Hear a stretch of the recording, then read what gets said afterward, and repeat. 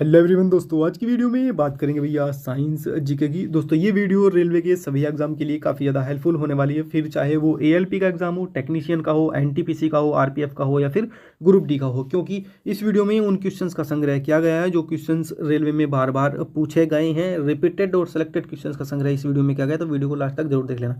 पहला most important question कह रहा है कि शरीर में प्रचुर मात्रा में पाया जाने वाला तत्व कौन सा है। तो दोस्तों शरीर में जो प्रचुर मात्रा में तत्व पाया जाता है वो ऑक्सीजन पाया जाता है। नेक्स्ट में कह रहा है कि मानव शरीर का सामान्य ताप कितना होता है। तो अगर केल्विन की बात करें तो केल्विन में 310 केल्विन होता है, और सेल्सियस की बात करें तो 37 डिग्री सेल्सियस होता है, और फ़ारेनहाइट की बात करें तो 98.6 फ़ारेनहाइट होता है। ठीक है, नेक्स्ट क्वेश्चन कि मनुष्य के हृदय में कितने प्रकोष्ठ होते हैं। तो दोस्तों मनुष्य के हृदय में होते हैं भैया 4 प्रकोष्ठ। मोस्ट इंपोर्टेंट क्वेश्चन है दोस्तों ये। ठीक है, नेक्स्ट में कह रहा है कि मेंढक के हृदय में होते हैं 3 भाग। कितने भाग होते हैं मेंढक के हृदय में? 3 भाग होते हैं भैया। नेक्स्ट क्वेश्चन कि दूध में नहीं पाया जाने वाला विटामिन कौन सा है। तो दूध में जो है विटामिन सी नहीं पाया जाता। दूध में कौन सा विटामिन नहीं पाया जाता? विटामिन सी नहीं पाया जाता। वेरी मोस्ट इंपोर्टेंट क्वेश्चन है, ये बार बार पूछा जाता है।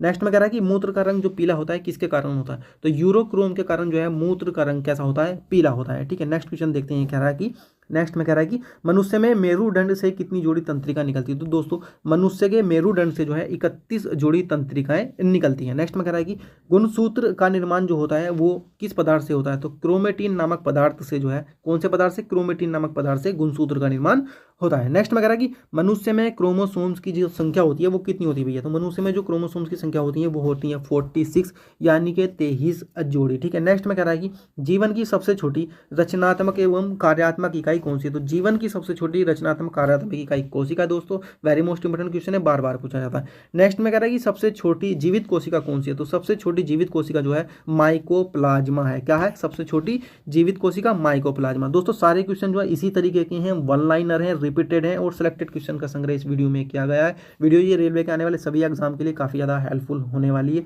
आप लास्ट तक जरूर देख लेना। चैनल पर कोई भी ऐड नहीं है, मोनेटाइजेशन बंद की हुई है, तो बिना डिस्टर्ब हुए आप लास्ट तक देख सकते हैं। और चैनल पर पहली बार हो तो सब्सक्राइब करके घंटी को ऑल पर सेट कर देना, ताकि आने वाली सभी वीडियो का नोटिफिकेशन आपके पास सबसे पहले पहुंचे, और अपने सभी साथियों में भी इस वीडियो को शेयर कर देना। ठीक है, नेक्स्ट इंपॉर्टेंट क्वेश्चन देख लेते हैं क्या है। नेक्स्ट में कह रहा है कि शरीर की सबसे लंबी कोशिका कौन सी है। तो शरीर की सबसे लंबी कोशिका जो होती है दोस्तों वो होती है तंत्रिका तंत्र।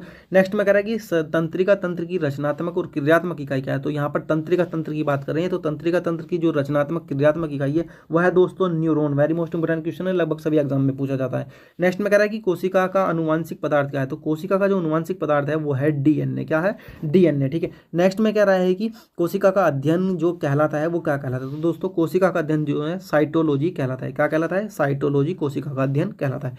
नेक्स्ट में कह रहा है कि समसूत्री विभाजन जो होता है वो कायिक कोशिकाओं में होता है। दोस्तों कैसी कोशिकाओं में होता है? कायिक कोशिकाओं में होता है। ठीक है, नेक्स्ट में कह रहा है कि अर्धसूत्री विभाजन जो होता है वो जो है लिंगी जनन करने वाली कोशिकाओं में होता है। अर्धसूत्री विभाजन जो है लिंगी जनन करने वाली कोशिकाओं में, और समसूत्री विभाजन जो है कायिक कोशिकाओं में। ठीक है, नेक्स्ट क्वेश्चन देख लेते हैं क्या है।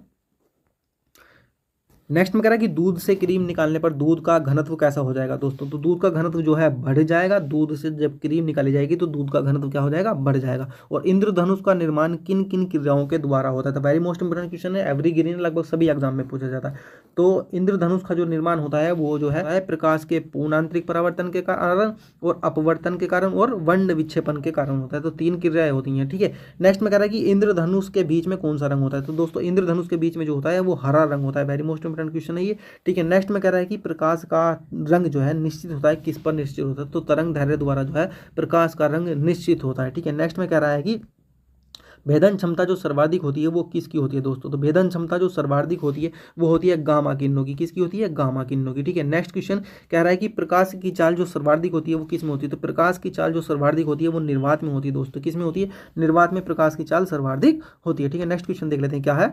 नेक्स्ट में कह रहा है कि प्रकाश के वेग को सर्वप्रथम किसने ज्ञात किया था। वेरी मोस्ट इंपोर्टेंट क्वेश्चन दोस्तों, प्रकाश के वेग को जो है रोमर ने सर्वप्रथम ज्ञात किया था। नेक्स्ट क्वेश्चन कि निर्वात में प्रकाश की चाल कितनी होती है। तो 3 गुना 10 की पावर 8 मीटर प्रति सेकंड जो है निर्वात में प्रकाश की चाल होती है। 3 गुना 10 की पावर 8 मीटर प्रति सेकंड। नेक्स्ट क्वेश्चन कि अंतरिक्ष यात्री को आकाश जो है काला दिखाई देता है। तो अंतरिक्ष यात्री को आकाश जो काला दिखाई देता है वो किस कारण से काला दिखाई देता है भैया? सूर्य के प्रकीर्णन के कारण जो है, सूर्य के प्रकीर्णन के कारण आकाश काला दिखाई देता है।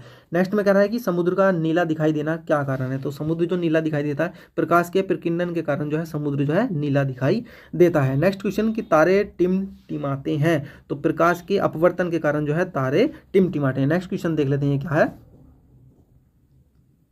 नेक्स्ट में कह रहा है कि रेटिना पर बना प्रतिबिंब जो होता है वो कैसा होता है, उसकी प्रकृति कैसी होती है। तो रेटिना पर जो बना प्रतिबिंब होता है, नंबर 1 बात वो वास्तविक होता है, दूसरा जो है वो उल्टा होता है, और तीसरा जो है वस्तु से छोटा होता है। यानी वास्तविक भी होगा, उल्टा होगा और वस्तु से छोटा होगा जो रेटिना पर बनेगा।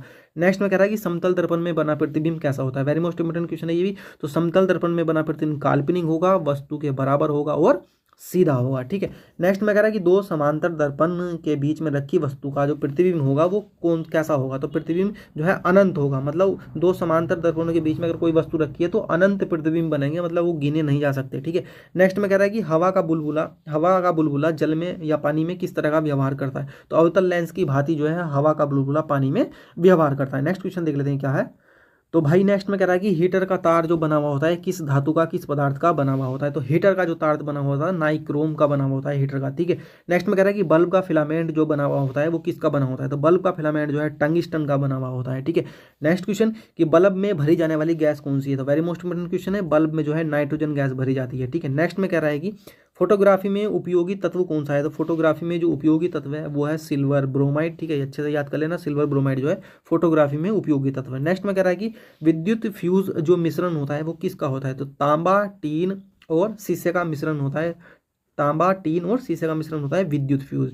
ठीक है। नेक्स्ट में कह रहा है कि सूर्य की ऊर्जा का क्या स्रोत है। तो सूर्य की जो ऊर्जा का स्रोत है दोस्तों ये है नाभिकीय संलयन। क्या है ये, नाभिकीय संलयन। नेक्स्ट में कह रहा है कि हाइड्रोजन बम में जो होती है वो कौन सी प्रक्रिया होती है, या हाइड्रोजन बम में जो है किस प्रकार की क्रिया होती है। तो नाभिकीय संलयन जो है हाइड्रोजन बम में क्रिया होती है। ठीक है, जो कि सूर्य में होती है वही हाइड्रोजन बम में होती है। इसलिए हाइड्रोजन बम जो है परमाणु बम से ज़्यादा विध्वंसक होता है, ज़्यादा हानिकारक होता है, नुकसानदायक होता है। ठीक है। नेक्स्ट क्वेश्चन देख लेते हैं क्या है।